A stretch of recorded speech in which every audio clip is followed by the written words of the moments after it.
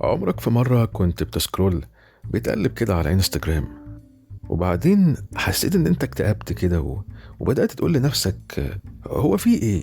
هو انا مش عايش ولا ايه؟ هو انا زومبي؟ انا ليه مش زي العالم دي؟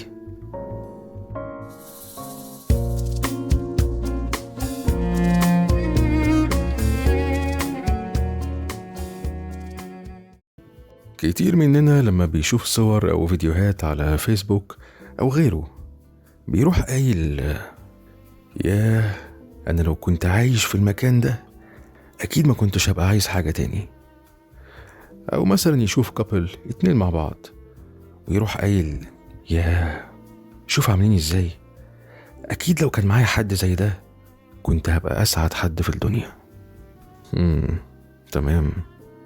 طب خليني كده اسألك على حاجة. مش معظم اللي مرتبطين او متجوزين قبل الارتباط ده كان كل واحد شايف التاني رائع وقمة الانبهار، واللي هو ايه ده ايه ده ايه ده ايه ده، احنا ازاي كده، احنا ازاي بنفكر زي بعض كده، ده هو ده اللي انا عايزه بالملي، احنا ولا كأننا واتقسمت نصين. وبعدين إيه اللي بيحصل؟ 80-90% يا إما بيطلع تمام عادي، يا إما ماشي حالك، يا إما إيه ده؟ إيه ده في إيه؟ لا إيه ده في إيه ده اكتشاف تالت. ويعني 10-20% بقى اللي الناس حظها بيطلع حلو وبيطلع الواحد زي ما كان شايفه.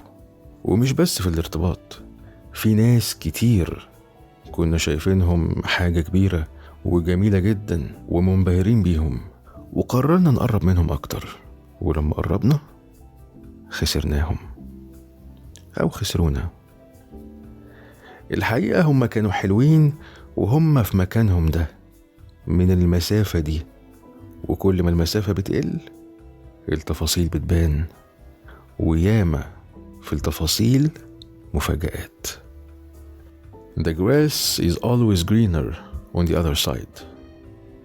أو زي ما أحمد مراد قعد صياغتها وقال إنه عشب الضفة المقابلة الذي سيبدو دائما وأبدا أكثر اخضرارا طالما لم تطأه قدماك. فبدل ما تبص هناك وتبقى دايما نفسك رايحة لعشب وورد الضفة التانية، طب ما تبص هنا الأول، جرب تروي ضفتك، اروي أرضك انت الأول، ركز مع اللي معاك أكتر واديله وقتك. صدقني انت ما تعرفش لو رحت فعلا الناحية التانية دي انت هتفضل شايفها زي ما هي ولا لأ. كلنا بنشوف البحر من بعيد لونه أزرق ويجنن، بس جرب كده تنزل وتحط في ايدك شوية مية، بتشوفها زرقاء؟ لأ، بتشوفها مية عادية زي مية الحنفية. واللي واقف من بعيد شايفك واقف وسط مية زرقاء ومنظر روعة، مش كده؟ بس مش دي الحقيقة، لأن مفيش حاجة بيرفكت، مفيش حاجة في الدنيا كاملة كده في المطلق. فشوف أرضك انت الأول فيها ايه، لأن أكيد معاك حاجات كتير حلوة، وأكيد في حد بيتمنى يبقى مكانك، بس يمكن هو يعرف يقدر اللي معاك ده أكتر منك ويستغل اللي معاك ده أكتر منك. فمش كل حاجة بتشوفها من بعيد جميلة وحلوة هي فعلا جميلة وحلوة أو مناسبة ليك، لأ.